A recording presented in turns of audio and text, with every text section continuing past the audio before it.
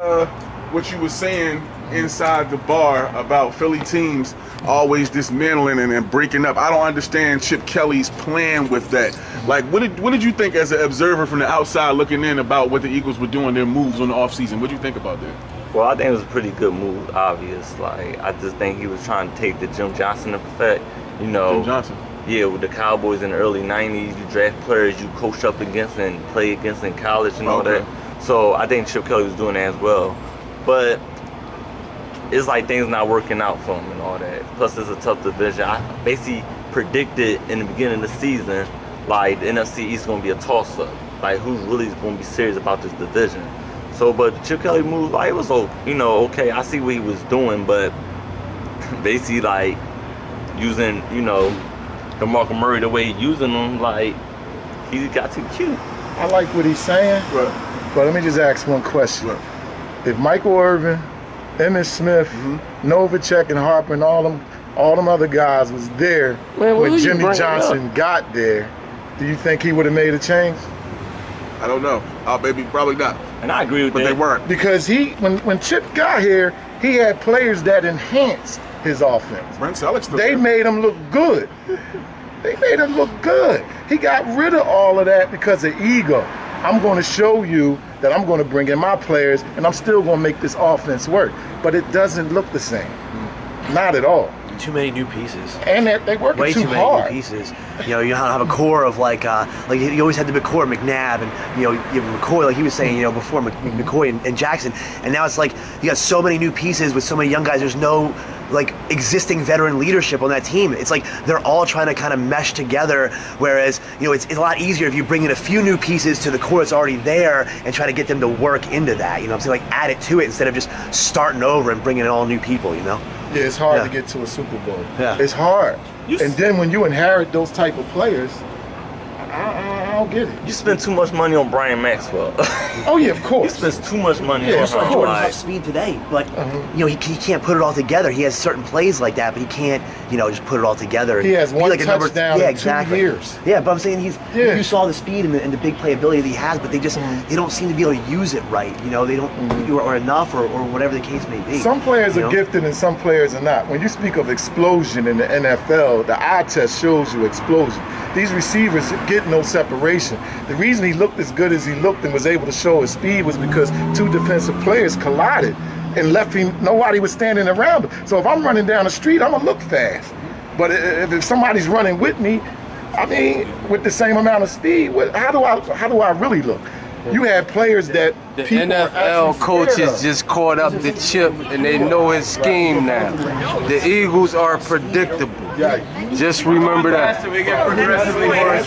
That's all I'm gonna say. Well, when I look at the situation, it reminds me of the Seahawks situation when Mike Holmgren was the head coach and then they gave him all that power. You know, he did good as far as coaching up a team, you know, getting those players there, but as far as drafting, I'm not gonna call Chip Kelly that bad as far as the draft is concerned. I do feel like they gave him too much power too soon. As a matter of fact, some of the moves that he made in the offseason was head scratchers. I understand the whole move for the receiver.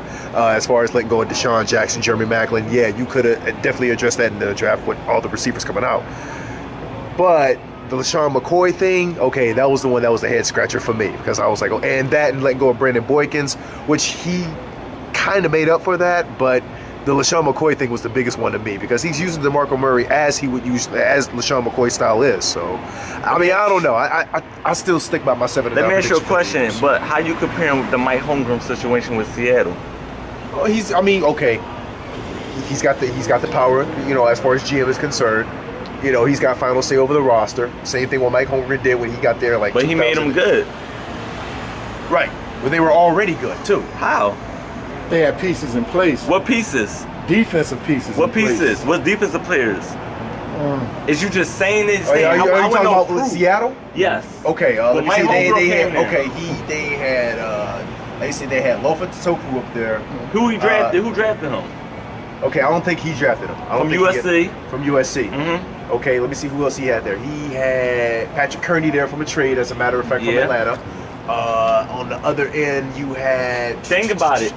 He had Matt Hasselbeck that came from Green Bay. He was in Green Bay Packers. Right. So if you backing up Brett Favre. Exactly. So when you go in there, a new situation and all that, and then you offensive line too. He had that also.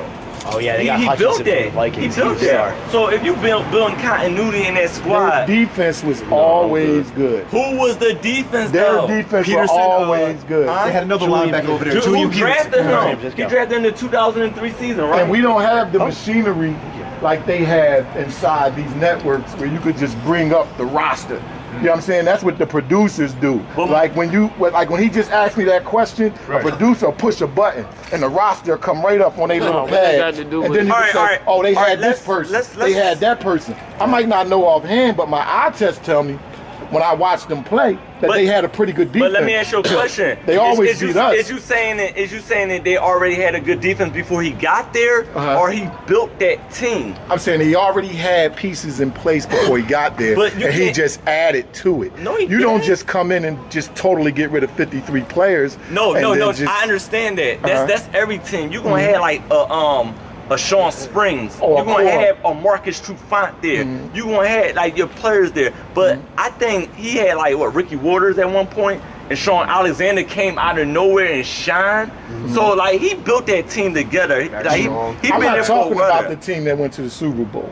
Because after that, they collapsed that. And that's what I'm saying. But he compared him to Mike They let go Holmgren. of Hutchinson, and then Walter Jones went down, and then that was it. Yeah. But Their line fell apart. But that's the argument. But Lynch is that cog. Like he's that piece. Like Lynch makes that offense and that team. Y'all talking about two Seattle teams though, two different Seattle teams. Yes, I'm talking about when he compares Chip Kelly to Mike Holmgren. Okay. You can't. You can't. That's what I'm saying. You can't compare that. Mike Holmgren built that Seattle team that took him to the Super Bowl like he did Green Bay. Like Chip Kelly, I'm gonna tell you like this. Chip Kelly is, in my opinion, is hustling backwards. Yeah, I agree. That's what he's doing. Because he's in his third year.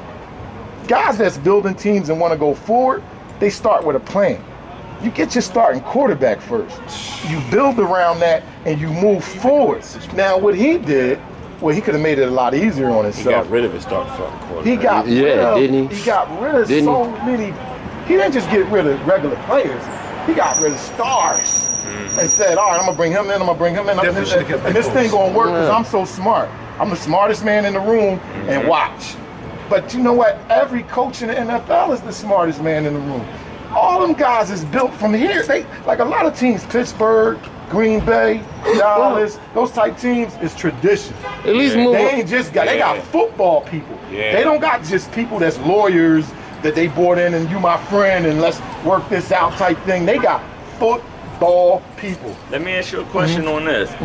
Since they gave him first power his first year and it didn't work out, how long do you think Chip Kelly got until he get replaced? I'm gonna tell you like this: the owner has no balls.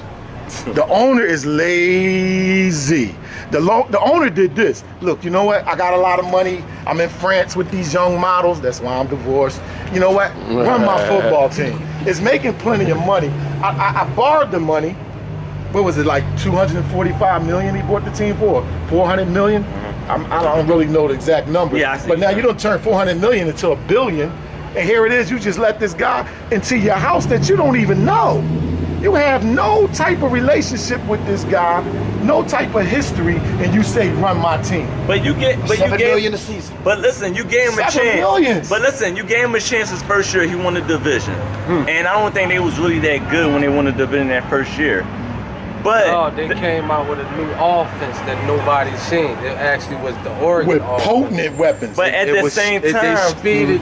They put more plays in than usual that the NFL used, the NFL standards. And That's true, but they were still 3 and out. And Macklin wasn't let me ask you a question. They didn't beat no legitimate defense with that scheme. That 2013 year. They shook defenses up. What defense? What They defense? shook a lot of defense. No, not Every top. team- Not top. No, they didn't. No, they didn't. No, Come on, they man, they didn't. had them teams out there tired. But that that just lasted one season. Well, half a season like that. There you go. By the time them scouts put up to that bull, If you go, With listen, everybody if you doing go that. back to the 2013 season when the Eagles went 10-6, when you look at their record, they was winning against losing team. They beat a good team. So in the, your whole division I'm not losing, finished. right? Hold on, listen. Yeah, let me answer this question.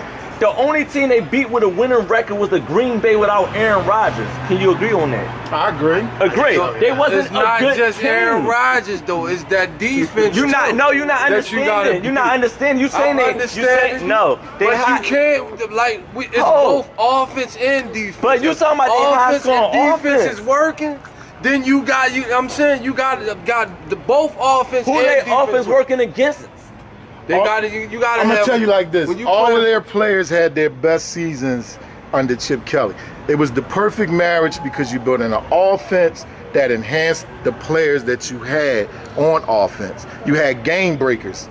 You don't have that anymore. He gave that up though. You had that. They was like It's not that they was gave like it a up. track He team. gave that up. What do you mean? No, I mean Yeah, he's like- still running it. You Honestly, see that's spurts a- of it every now and then on the East. Spurts ain't good You know what I'm enough. saying? You That's seen what the thing. you seen what He McCoy trying to did still in the decide snow what against way he Detroit. wanna run. Did you watch that? Did you watch that? And who made the cover of Sports Illustrated? Yeah. Nick Foles. But you think about Detroit, a dome team playing in Yeah, bad that- weather. A dome team playing in bad weather. Come on now. It's still hard to do those things in the snow. A dome team playing in bad weather. They took Listen, I do that shit for that cardio. That's Chip Kelly is out of here, cuz he cut his own throat. He's out of here, It's cuz only a matter of time. it's a long season. He's taking a Trust USC me. job. Watch when it's over with. Trust me, because you know what he does? He runs all these plays, right? I think he belongs. You bring in players, injured players, and you keep them on the field for 40 minutes.